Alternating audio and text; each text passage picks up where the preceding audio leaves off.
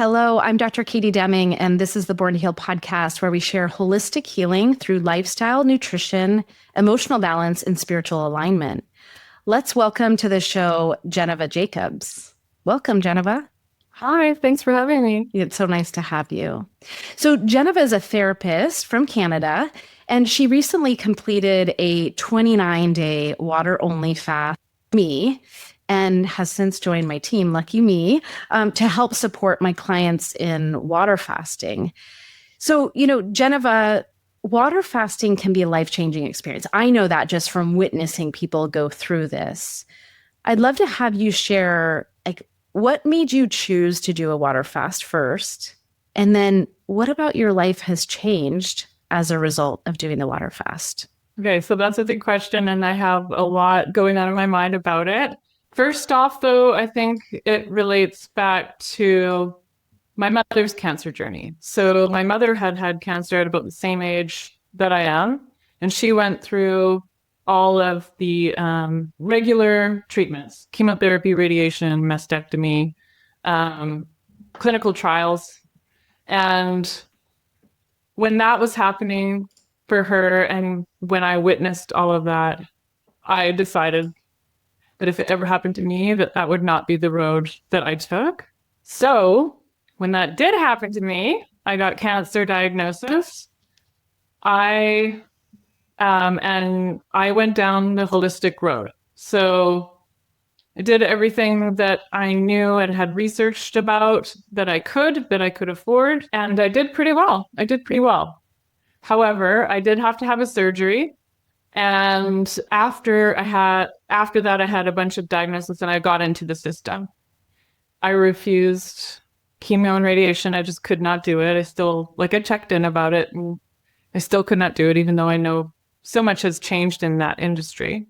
For me, it wasn't the right decision. So fast forward a year, I had a reoccurrence.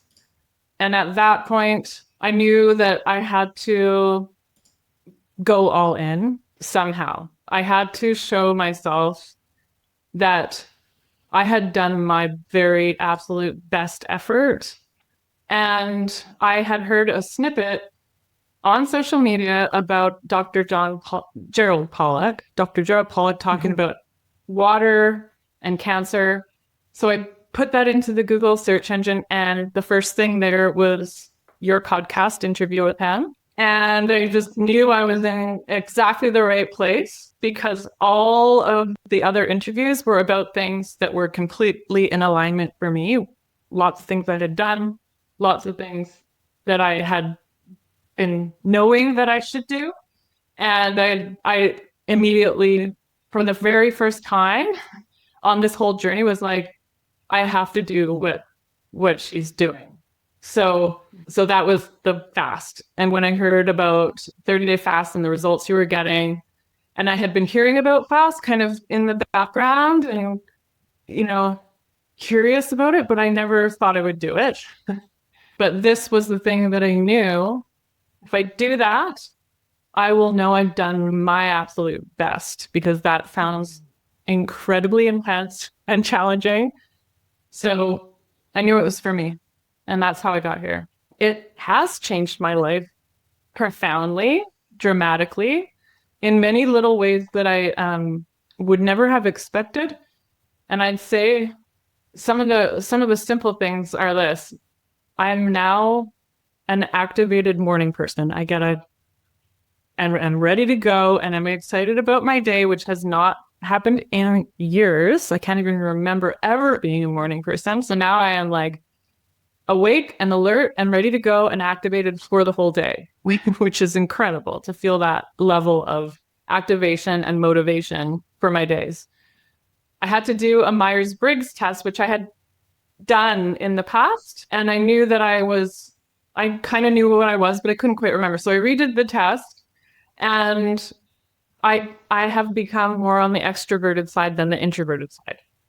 And that shows because I was very, very private about my whole story, just because of my work and my small community. I was keeping it really close because I didn't want it to affect those things. And I'm quite a reserved person generally.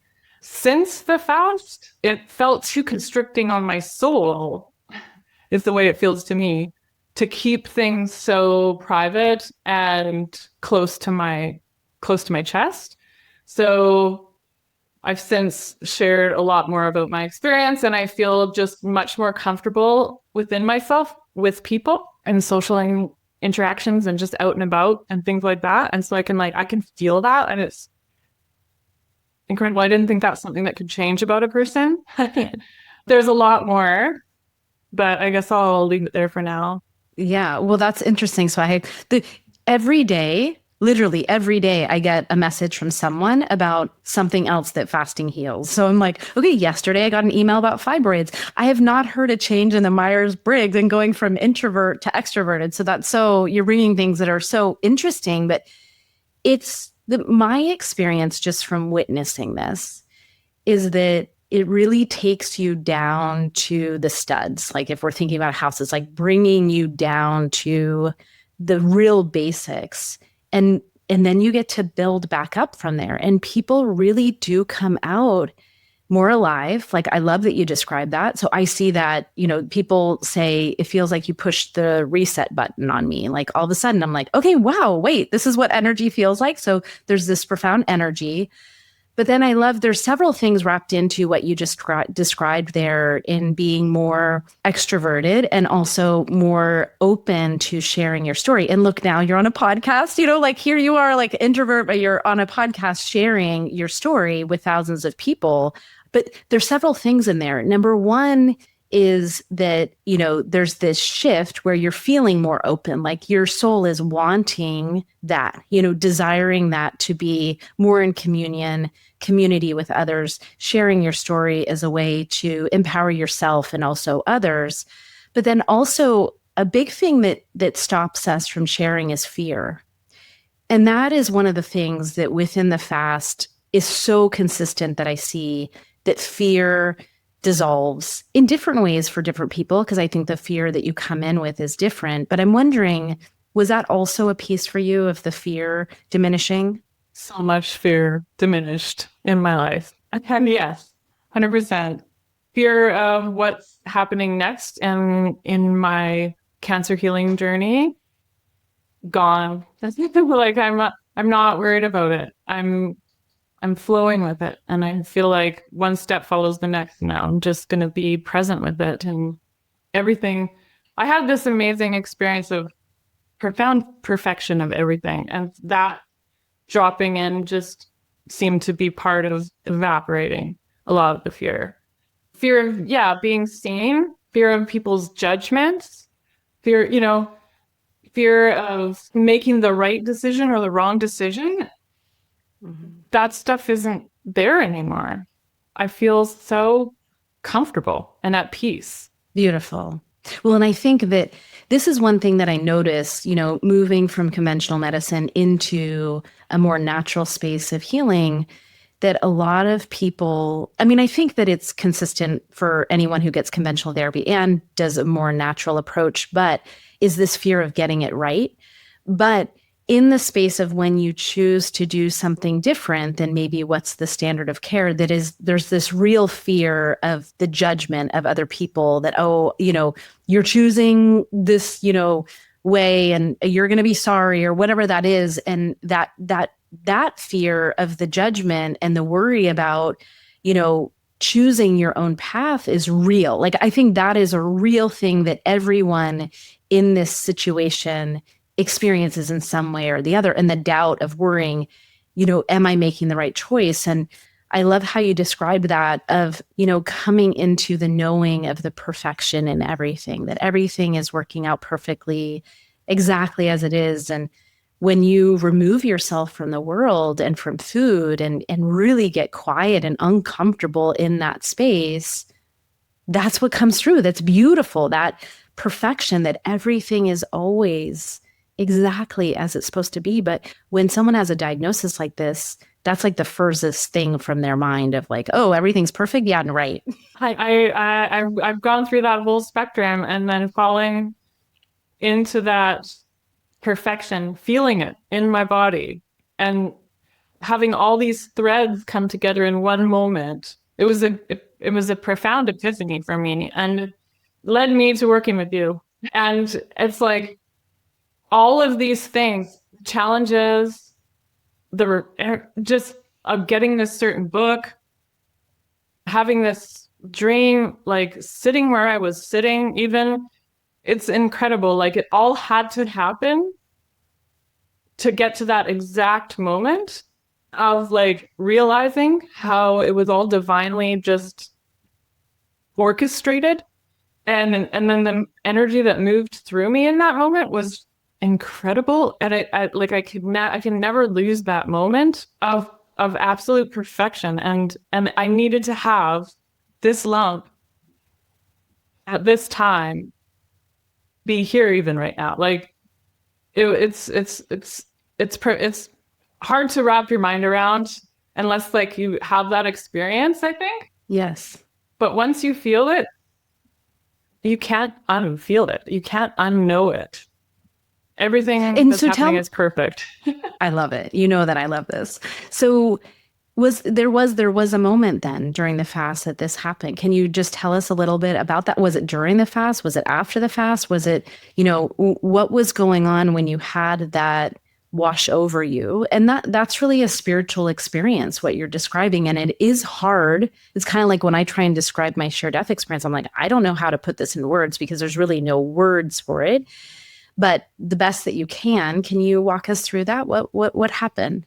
Yeah, I was actually in the refeeding process, which was when I had a lot of insights drop in and that moment of connection. I feel like it was at about day 5 or 6 of my refeeding.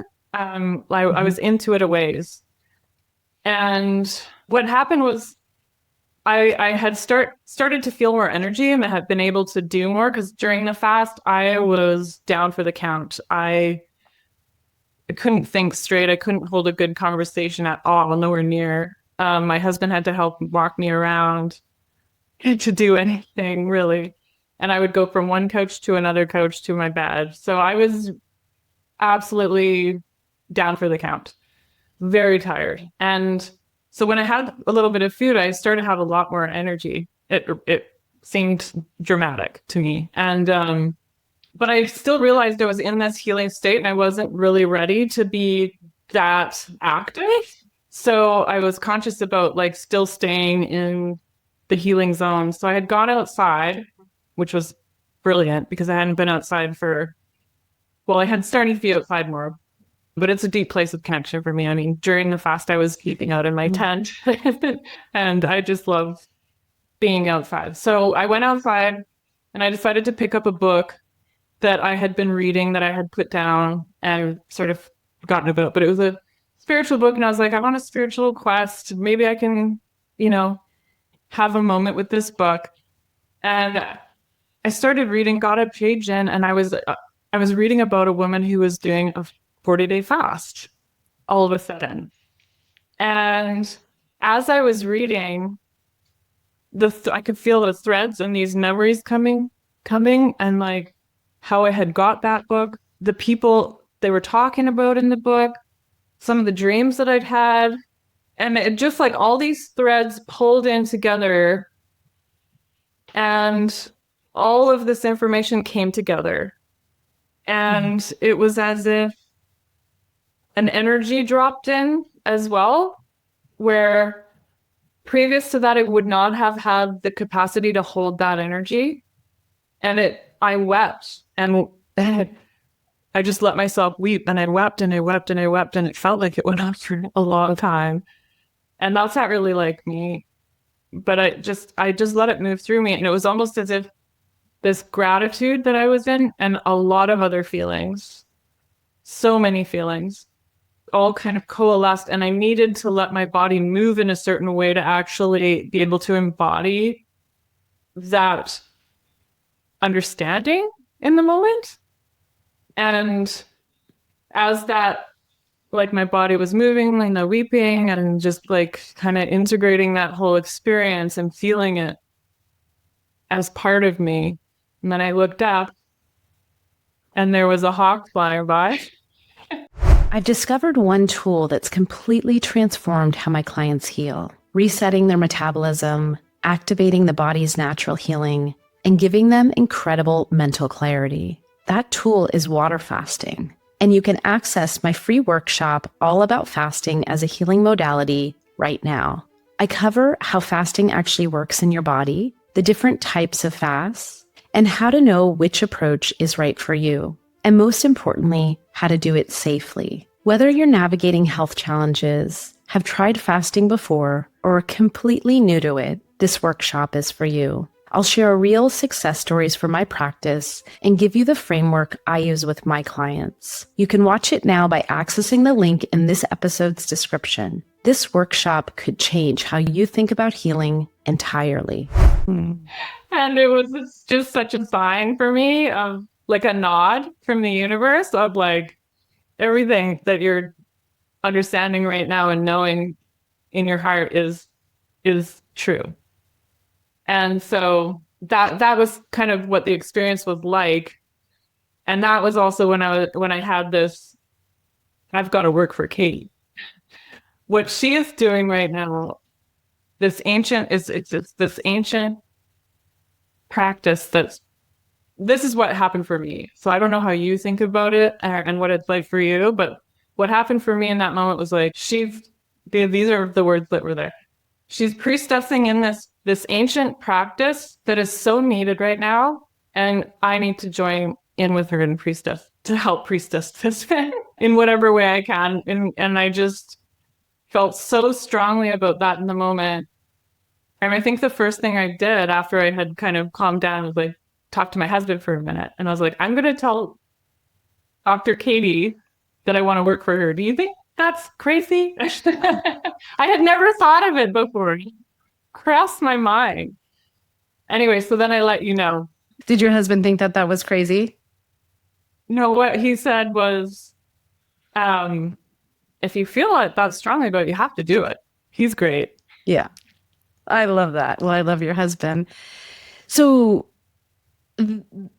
what you're describing, the first I want to say something for people. A lot of people think that a fast, when you're in the fast, that you're going to have this like mountaintop experience of like Zen and all these spiritual things are coming through. And your fast in particular couldn't have been farther from that. Like you were just, like you said, you're exhausted. There was a lot of nausea. We had some issues with we had started with adding salt in your water, which then made you nauseated with water, which was a problem when you're doing a water fast. And so it was really, I just remember days where I was like, okay, Geneva, you just need to make it through another day, like just another day, because it was so hard. And that what people don't realize is that oftentimes these openings, these awareness, these spiritual openings that happen, they actually happen after the fast. So they happen either in the refeeding or completely after refeeding when people are finally getting nourishment back in their system and starting to have the capacity to even hold this energy, right? So, and I love what you described there of, and this is life, right? So life is this divine, weaving of all these beautiful little threads that we could never see looking forward. But in hindsight, you can see when you're in that clear state of how the perfection of how everything had to come in exactly those ways to bring you to this moment. And so I love that. And it's one of those things where you can't describe in words, but just with you describing it, I can feel it like in your body. It was just a profound knowing of the perfection that came through. When I talk about it, I still feel it in my body. Yeah. Like to a lesser degree, but I still feel like it resonating. It was so powerful. Yeah.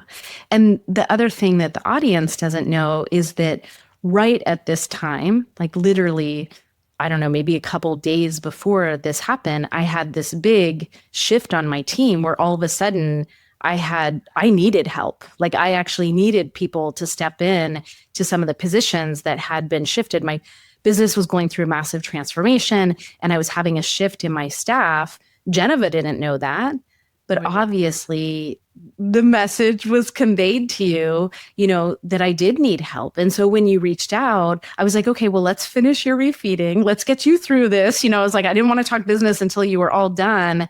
But then as you finished, we were able to talk and, hearing your interest in supporting the fasters. And so for the audience, Geneva has come on to my team as a client success coach. So someone who helps the fasters, with the day-to-day things, but then also facilitating some of the calls that we do. And Geneva's brought some beautiful things through into my program this is not coming from me at all, that came from Geneva. And that's what I love actually about this program, is that this is a live creation in the making, and I'm always open to improving.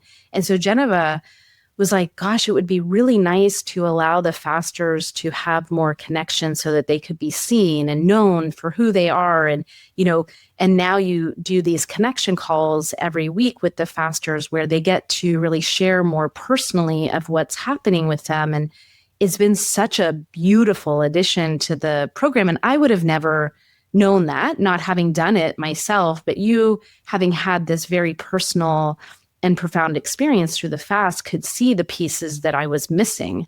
So do you want to talk about that a little bit, about the connection and like what you're fostering there with the fasters? Because I think it's really beautiful.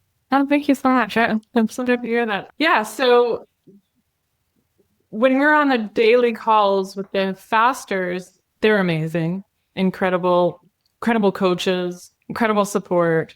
We're learning so much. But for me, and how I was always having to talk about these very physical things that are happening. And I really wanted to be seen for a little bit more of who I actually am. And I wanted to know some of the other ladies a little bit. Well, right now during my fast, it was all ladies. So I really wanted to get to know the other people more. And because you're already isolating yourself a lot during the fast, and really look forward to that point of connection. And so I just really felt like it would add a lot to be able to interact just that on that personal level with the other people going through it at the same time, which became, they were just their presences and their witnessing and like hearing what they were going through as well was a lot. But having that little personal connection and touch and getting to know them just on that level felt important too. So that's why I recommended we do that. Yeah, no, and that's been a fantastic addition. And one of the things that the audience doesn't know, but within my fasting program, so, this started as a group fast, literally out of necessity. I guess they say necessity is the mother of all invention, but I had a full clinic, so working, seeing clients all day long. And then I all of a sudden had people hearing about the few people I had fasted and said, I want to fast with you. And I want to fast with you. And suddenly I had like 8 people that wanted to fast with me. This was like last December, January. And I was like, I don't know how to do this. I'm like, I guess I'm going to do it on my lunch hour. So then I was like, okay, I'm just going to make a group and we're just going to do it on my lunch hour. And that's how I'm going to do the group fast. Because before I was doing it just with my one-on-one clients and I would do individual calls. And I was like, I can't do that because I just didn't have the capacity. So we started in this way in the group.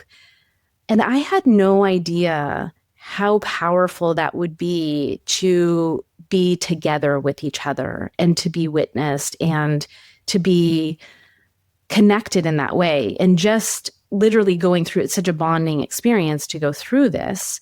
But what's interesting and that the audience doesn't know is that I intentionally keep the fasters separate. I don't have like a Facebook group. I don't have a community where you can be online all day messaging with each other and posting in the group, because that's a distraction from what this really is. This is a vision quest, right? This is a going inward to do your own internal work. And so we limit the exposure of the fasters to the calls. And most of the calls, like you said, are either me checking in with them or coaches. We have an emotional coach, we have a mindset coach, we have a subconscious coach, we have a chef and nutritionist. Now we have connection calls. But we had all these different calls going on. But like you said, there was this missing piece of like, who is Geneva out in the world when she's not fasting, and like, what do you bring so that you guys could get to know each other? And so this connection call was a way for us to bring that into the group without losing that integrity of having like a free for all where people are, talking and distracting themselves, because you want to distract yourself when you're fasting. It'd be easy to like jump in a Facebook group and be like messaging, are you having this symptom? I'm having this symptom. And, but that's distraction from what this experience really is. So I think that it's been fantastic to have your experience. And then also as a therapist, you have that understanding of people's need to be seen and heard, and everyone has a story, and being able to share that with each other. So that part of it's been really incredible for me to witness that, you've brought that through within the program, which I love. And that brings me actually to the next point. I want to get to the physical aspect of the fasting and like what happened, because I think this is something that I'm coming to terms with too, in terms of what happens when people fast. But before we get to that, what I would love to have you talk about is the emotional benefits that you see in fasting and that you've experienced personally, and then maybe also the things that you're seeing in other fasters since you've joined the team. You talked a little bit about the fear already, dissolving fear, which I think is like, oh my God, if you could just get one thing out of the fast, like dissolving the fear around cancer is like monumental. But I'm wondering if you can speak to like what has this been for you? Okay, so already in my life, I have been quite an emotional person. And I've found some more ease with that in my life. So letting emotions move through me, I'm pretty comfortable with that. What I learned in the fast, and that has sort of changed since the fast, is more discernment about what emotion, the stories attached to the emotions maybe, and how easy it is to keep replaying those stories and then going back into those old emotions that really have resolved. I personally had like worked through many times, and I was kind of just continuing to pick them up because it was like habit, because I knew how to feel it, because I needed somewhere to put different things. I don't know why I did it, honestly, why I would keep picking it up. But what I learned is like, I don't have to. And it became easier to discern, like, when is this emotion like something that actually needs to move through in the moment right now? And when is this something that's connected to the past that I don't need to continue to carry with me? So I feel as if I'm still an emotional being. Like, that hasn't changed. And I still get a lot of information from emotions, and I know what they're there to show me with what my need is, or what boundary I have to have, and give me the energy to do it. But I'm not as emotionally swayed as I go through life. Yeah, not like pulled around by the emotions. You have more of a detachment from it, where you're like, okay, is this something that needs to be processed, or is this something that I'm just going back into because it's a habit? Yeah. That's it. Very well, very succinctly said. Yeah. No, that's beautiful. And, I think that this is something that we see, we were just talking about this on our team meeting, is the first week of the fast is like I don't know what to say. It's chaotic. I'll just say the first week that fasters come in, I start new cohorts every other week. And the weeks that we have new fasters come in, it's like, chickens with the heads run off and, cut off, and they're kind of running around, and they're in those loops, right? Like you see their habits of fear, anxiety, all these different things that they're looping, and they're just kind of caught in it because they haven't settled in. But once you get past like day 8, we start to see people kind of settling in. And one faster just described it the other day where she was like, it's almost like I've gone below the waves at the surface, like there's all these waves up at the surface, and now I've dropped below the waves so that I can see the waves when they're happening. And I think this is just my perspective from watching and guiding people in the fast, is that when you sink into the fast, and my experience is that this is at least like 8 days in or so before people really start to sink in there, you start to recognize that you're not those feelings, like that you're actually, there's an observer inside that's watching this stuff, and you start to learn, oh, you can see the patterns where you're like, oh, I see how that particular emotion is triggered by this. And you start to notice the patterns. Whereas I think most of the time we're so toxified, we're so busy, we're so stressed that we can't discern those things. You can't tease them apart. But as you get clean and as you get quiet, you start to see it better and kind of detach from the story. Like you said, and you started this by saying, like, I was in my story, and now, there's a little bit of separation. Does that feel true for you? Yeah, absolutely. There were a lot of patterns that I started to become aware of during the fast. For me, there was a lot in my dreaming.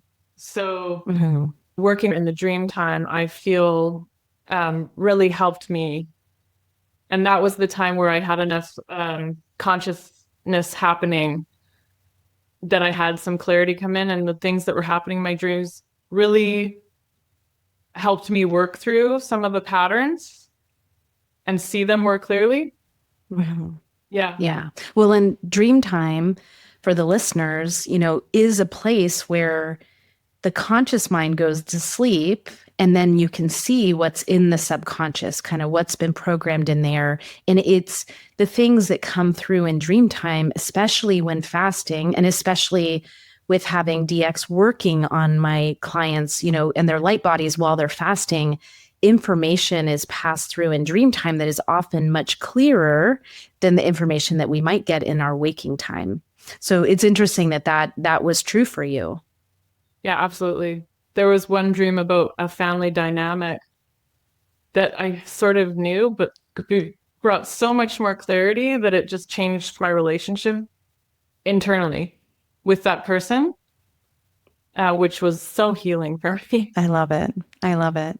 And, actually, I think we'll put a link to a video that I like to share with my fasters from Edward Casey about fasting and some of the things that I see in fasting. He is the sleeping prophet. He's no longer alive, but there are many, many recordings from his channelings. And he talks about in one of these videos about the power of fasting from a spiritual perspective. And a big part of it is dreaming, that during fast, dreams become very powerful in conveying information. So I'll have my editor link that in the show notes so people can watch that video, because I think that this is like interesting. Most people don't think about that. Like, oh, my dreams are going to change during a fast, but it's really powerful. Oh yeah, I was remembering like 4 or 5 dreams a night, most nights, and typically it's a little bit challenging for me to remember one or one.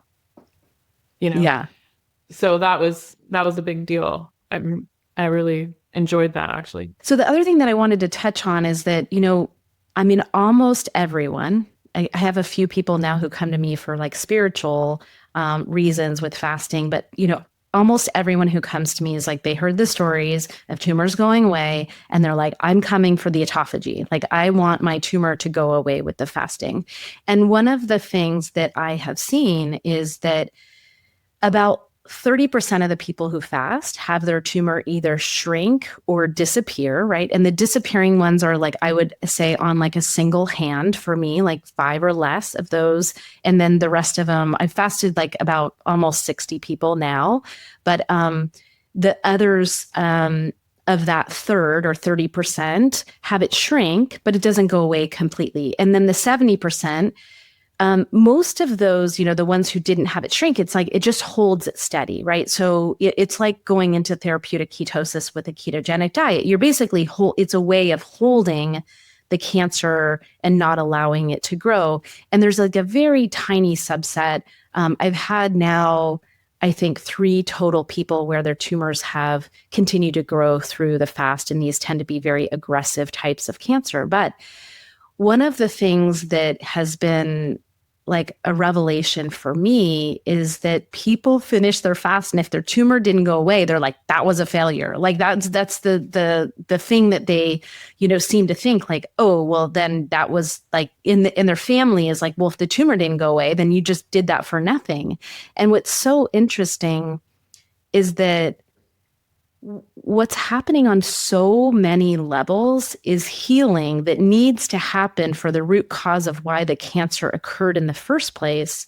But it may be that the tumor doesn't fully go away with the fast. And for you, that was also the case where it didn't fully go away. So there may be additional treatments that need to happen.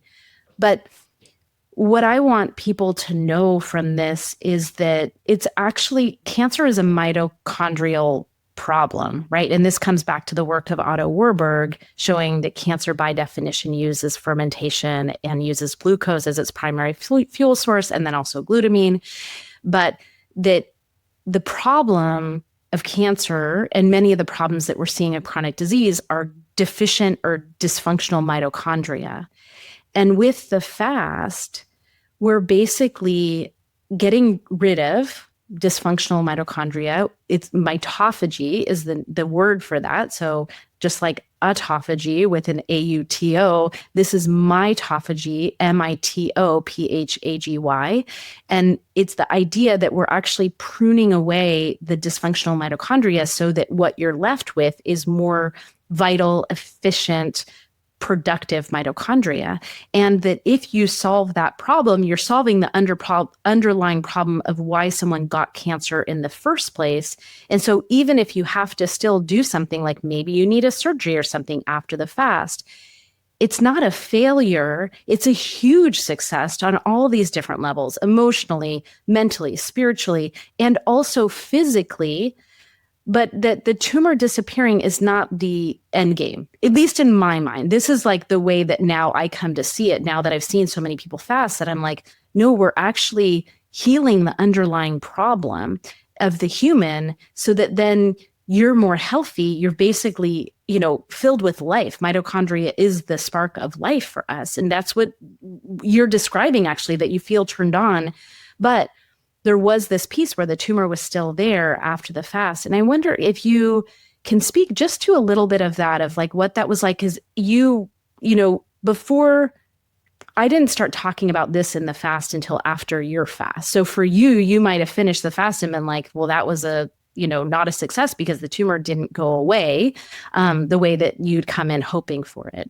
Yeah, it's true. My tumor didn't go away. I still have the lump. And I am so excited and passionate about what you're saying here right now, because the way I first heard you describe it when I did, I knew that is exactly what was happening in my body, because you were even using similar terms of what I was feeling. Like I felt like I was just on fire with life and all this new energy, total reset. And then when you described mitophagy and that root of that dysfunction, it felt so true to me, because I was experiencing that within that new life. And so when I finished the fast, I followed your advice to wait 6 weeks before any imaging and sort of just stick to the food guide, and I just decided that I was going to surrender into like your care and totally just go for that.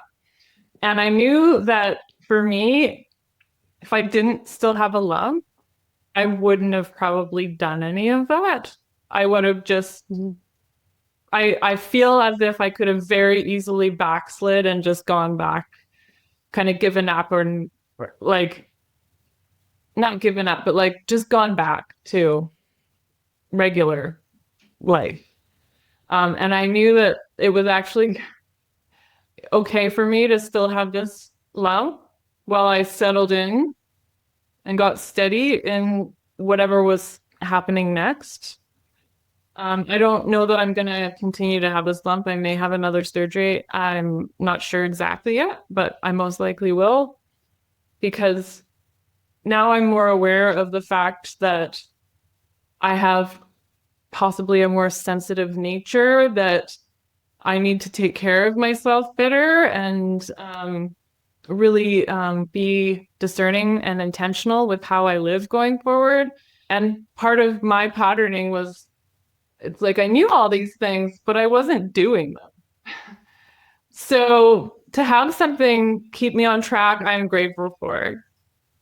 And learning this about mitophagy is so exciting to me because I know my body can heal. Like I've known that the whole time. I just didn't know quite how to kickstart it and get it like back into sync with life.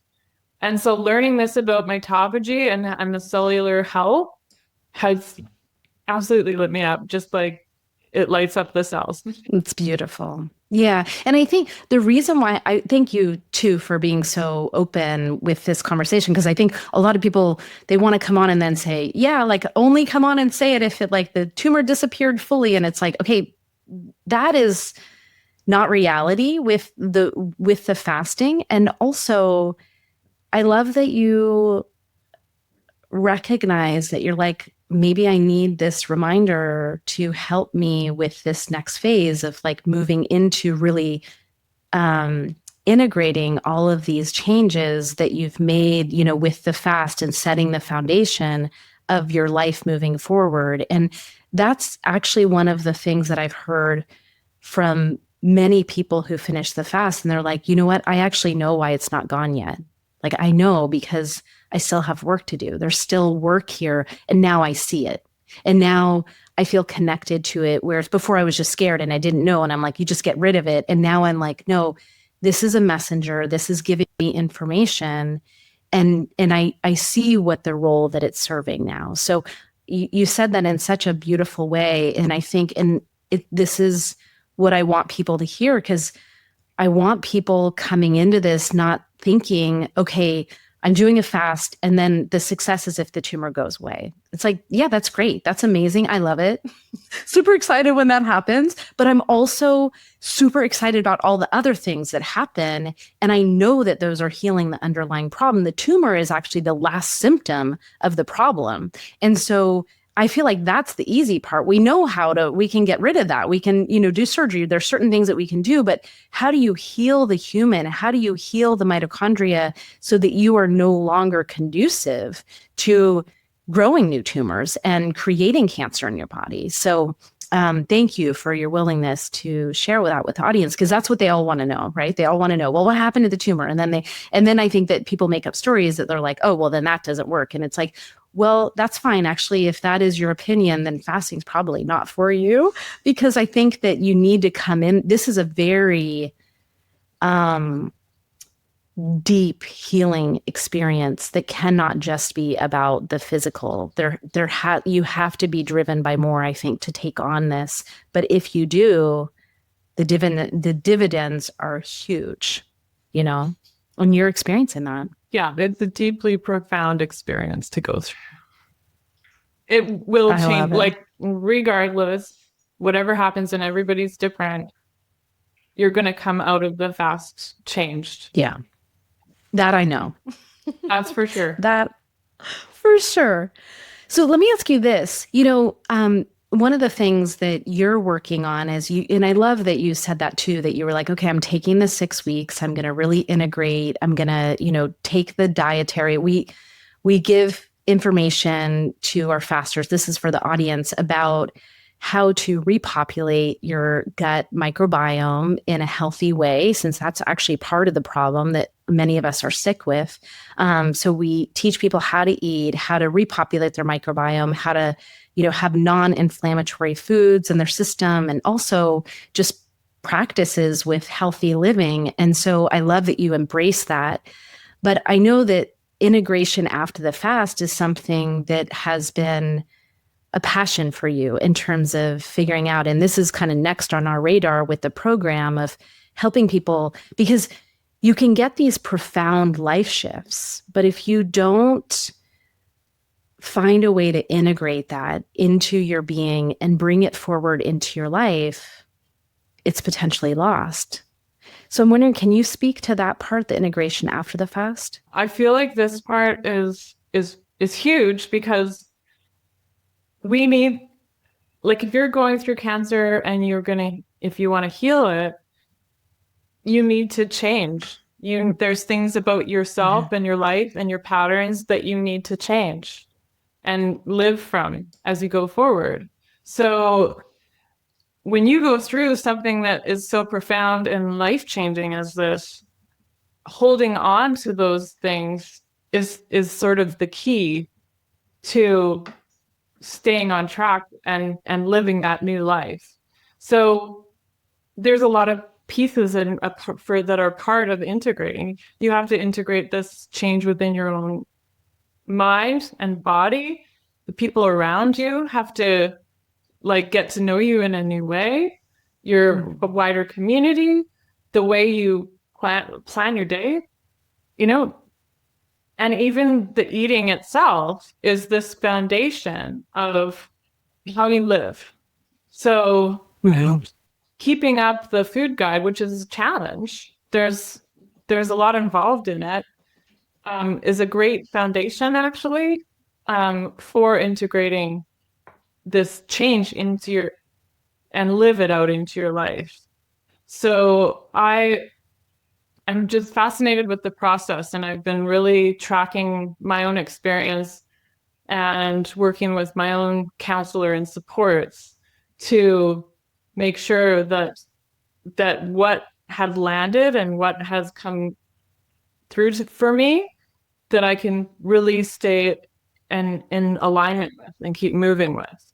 So, I feel it's something that needs support. I feel like having the supportive people in your life, knowing who they are, is a great place to start.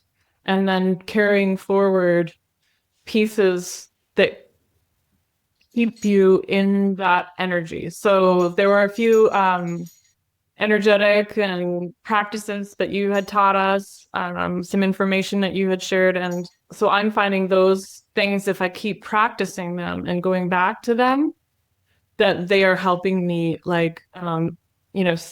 stay with a certain thread of that weave, and other things. The food guide also being like a foundation.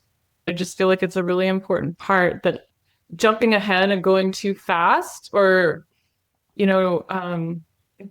not going to be able to integrate it. It's a bit of a slow process sometimes, and it takes effort and work and practicing to actually really integrate into this new person. Like, it's like a renewed person that I am. Absolutely. No, and that's perfect. So, and I think that, the tendency is people put their life on hold, and then it's like life comes and just swallows you up if you're not intentional about coming back out into the world after the fast. And so, this piece, so this is one of the next pieces that we're working on with the program, is how do we help people with this integration piece? And then we do have a membership, so at least they can stay in, like we have the coaches do at least one call every week, usually 2 calls, so that people can stay in that energy and they can, still see the coaches. And then we have Monica, the chef and nutritionist, who, helping with the food guide. That's a big piece of, like you said, the integration is figuring out the food and how are we incorporating these healing foods into our diet. But I'm excited to see, honestly, this is kind of like the connection call. So you were the impetus of bringing that. And I'm excited to see what we're going to be able to do for helping people to integrate really well after the fast. But I think it is something for anyone who's listening to this who is planning a fast, or any of my fasters who are currently fasting and hear this, is like remembering that the fast doesn't stop when you finish the refeeding. It's like a whole new life is beginning. And if you can slow down and you can be intentional with that, you're going to pull much more forward from the fast than if you just rush back into life. And I love that you said that change is required, and that's exactly it. You cannot solve the problem from the same level that it was created. So change is required to create healing when you're dealing with a diagnosis like cancer. Geneva, it's been a pleasure to have you on the show. I'm sure we'll have you back now that you're part of the team. Thank you so much. It's been a pleasure. And till next time. Thank you for giving me this opportunity to share part of my story. Thank you so much, Katie, for everything you do. Oh my gosh, it's amazing. Thank you so much, Geneva. Thank you for being here today. Please enjoy a previous episode of Born to Heal. And if you found value in our conversation, please subscribe and share with someone who might benefit. Have questions? Drop them in the YouTube comments or message me on Instagram. Links are in the episode description. Remember, just like me, you were born to heal.